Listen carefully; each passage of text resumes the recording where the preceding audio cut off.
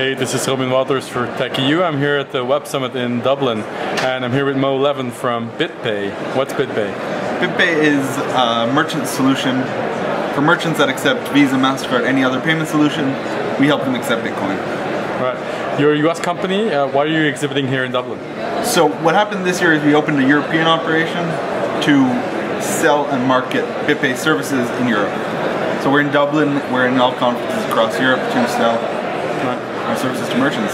And you had the European sales office out of Amsterdam? Is that yeah, we opened that up this year strategically to expand into Europe because it is our fastest growing market of merchants accepting Bitcoin.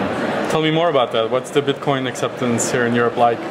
Where is it growing specifically? How fast is it growing? Sure. So globally, Bitpay's merchants are about 40% in North America, 40% in Europe, and 20% rest of the world. But the Bitcoin adoption and penetration of Bitcoin users tracks a lot the different countries' use of e-commerce and how tech-friendly they are. So we're seeing a lot of adoption and penetration in the Netherlands specifically, Germany, the UK, and France has a huge growing e-commerce. Right. So what's the typical path for a merchant to sign up for Bitpay? Is it mostly awareness? Is it technical integration?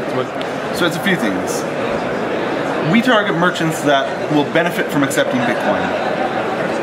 Those merchants are the ones that are selling things that Bitcoin users would want. Bitcoin users are traditionally 18 to 35-year-old males that are tech-focused and are looking to buy electronics online, apparel, travel, these types of things.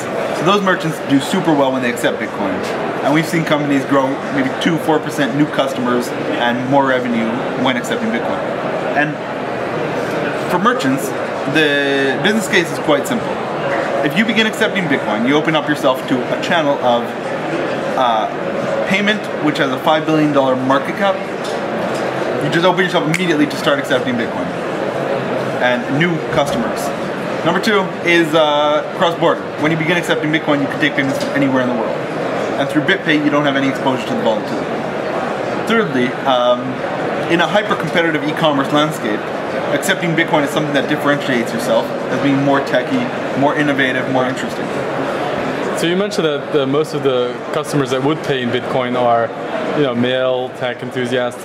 When do you think Bitcoin will hit the tipping point and go mass, for a mass audience, so your average consumer? So this year has been the fastest and most VC money going into Bitcoin companies that we've ever seen. More money going into Bitcoin than any other company, any other industry. What that means is that the products are becoming more and more advanced and robust. And this year, only recently, I'm seeing Bitcoin wallets that anybody can use.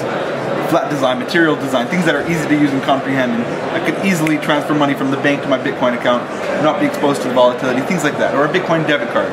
These tools are just coming out now. So while Bitcoin's been around a few years, the tools that make it easy to hit that inflection point of everybody using it have only just begun.